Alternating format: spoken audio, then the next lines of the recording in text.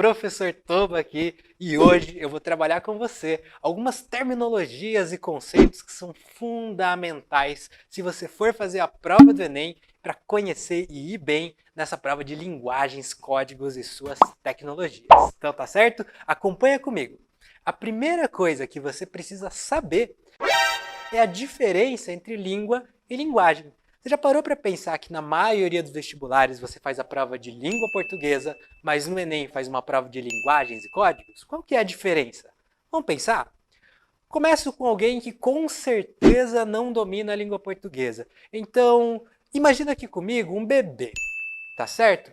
Olha só, um bebê ele não sabe falar palavras ainda enquanto não tiver aprendido a se comunicar. Mas e se ele começa a chorar? Bom, aí a mãe dele vai saber na hora se esse choro é um choro de fome, de dor, de manha. Como é que ela sabe isso?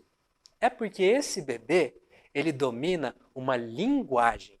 Linguagem nada mais é do que recurso de expressão e comunicação, aquilo que nós usamos para de alguma maneira realizar essa comunicação ou expressão que está dentro de nós. É diferente de língua, tá certo? E se você pensar na linguagem, a gente tem várias maneiras de fazer essa comunicação, essa expressão. A gente pode usar palavras ou não. É o que a gente chama de linguagem não verbal e linguagem verbal. Pensa comigo algumas situações em que você pode ter uma linguagem não verbal.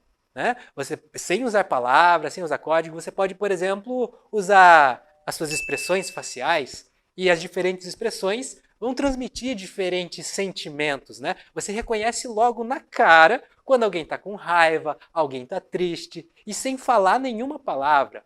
Ou então ainda um outro exemplo, deixa isso aqui para lá e olha agora, a dança. A dança também é um recurso expressivo que não tem palavras, mas consegue transmitir emoções, consegue transmitir mensagens e tudo mais. Então, essas formas, seja uma expressão facial, seja o corpo durante a dança ou até o choro do bebê, tudo isso é uma linguagem. Inclusive, olha só que curioso, até mesmo as abelhas, elas podem ter um domínio de uma linguagem. Você sabia que as abelhas, quando encontram um lugar que tem alimento, elas fazem um voo para que as outras abelhas vejam e saibam que ela encontrou alimento? E tudo isso não envolve palavras. Isso são linguagens não verbais. Já a linguagem verbal é utilizada, por exemplo, em um livro escrito, ou então quando alguém está dando um discurso. Aí sim, eu vou articular tudo que eu falo através de palavras, e eu chamo de linguagem verbal. E aí vem a pergunta, se eu estiver usando palavras, aí sim eu estou falando de uma língua como a língua portuguesa? Não, não necessariamente. Vamos definir exatamente o que é língua. Não. Não é essa língua aí, que nojo, né? Não, eu estou falando da língua como ciência, aquilo que se estuda na gramática, na literatura, na língua portuguesa, nessa matéria que você com certeza ama e adora, certo?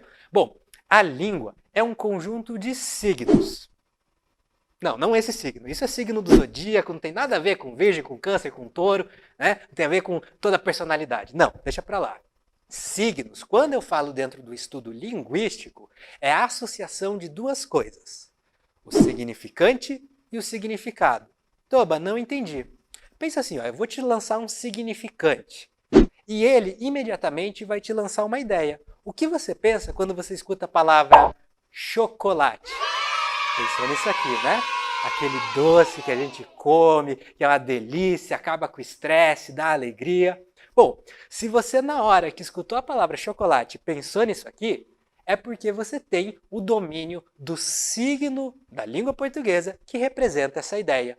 Então, signo é isso, associar palavras ou imagens a um significado. E a união de significante e significado forma um signo, que são comuns a um determinado grupo de uma determinada região. Olha só, eu falei o exemplo do chocolate, né? Se você escuta a palavra chocolate, vem aquela ideia para você. Mas será que se você falar em outros lugares do mundo a palavra chocolate, vai ter essa mesma sensação? Vão atribuir o mesmo significado? Provavelmente não. Cada país tem uma língua própria, um conjunto de signos. É o caso de, por exemplo, quem fala inglês, de quem fala espanhol ou até de quem fala chinês. São situações particulares, específicas de cada país que tem a sua própria língua. Ok? Então a língua, além de ser um elemento comunicativo, estruturado em elementos comuns a um povo, também é um elemento de nacionalidade, é um elemento cultural que expressa a identidade de uma nação e de seu povo. É isso aí? Vamos lá, Brasil, né? E olha só, se eu tenho que pensar que esse monte de gente que está em uma mesma região e tem a mesma língua precisa ter as mesmas relações de significante e significado, eu vou entrar em conflito com uma situação. Porque ao longo do tempo, como a língua é algo comunicativo e dinâmico, a gente tende a sofrer alterações linguísticas. E aí a gente começa a conversar sobre uma coisa chamada norma culta e variantes. A norma culta é aquela gramática que você aprende na escola, as regras certinhas, para estar em conformidade com o nosso país. Só que mesmo que exista uma regra que governe todo o país, olha o tamanho do Brasil. Olha só, olha esse paísão gigante. Não tem como garantir que todo mundo fale sempre a mesma coisa. E aí a gente tem, então, essas variações linguísticas. E para você entender bem essa ideia de variações linguísticas, as variantes, né, como que a dinamicidade da língua ocorre, esses desvios da norma padrão, eu vou usar de exemplo uma raiz muito típica do nosso país, que você talvez conheça por um nome, talvez conheça por outro. Mas eu vou pegar essa raiz e vou levar numa viagem. Acompanha comigo enquanto a gente muda de lugar. Ó. Aqui em São Paulo, ela é conhecida como mandioca. Mas se você viajar para uma outra região do país, a mesma raiz vai ter outro nome. Vamos ver? Ha! Olha só, estamos no Rio de Janeiro. E no Rio de Janeiro, a mandioca é conhecida como aipim. E se a gente for mais longe, quem sabe mudar de região? Vem comigo! Agora, aqui no litoral nordestino, aqui essa raiz se chama macaxeira.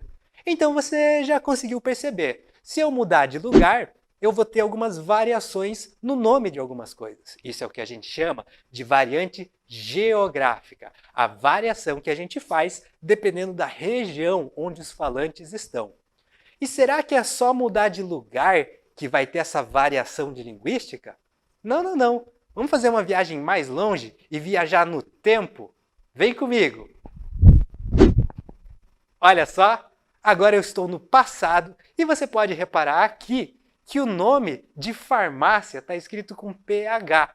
Essa alteração ortográfica é só um exemplo de como ao longo do tempo a língua sofre alterações. Você já deve conhecer o exemplo clássico em que antigamente no Brasil, nessa época aqui, se falava vossa mercê e depois mudou para vós-me-cê e hoje em dia nós usamos você.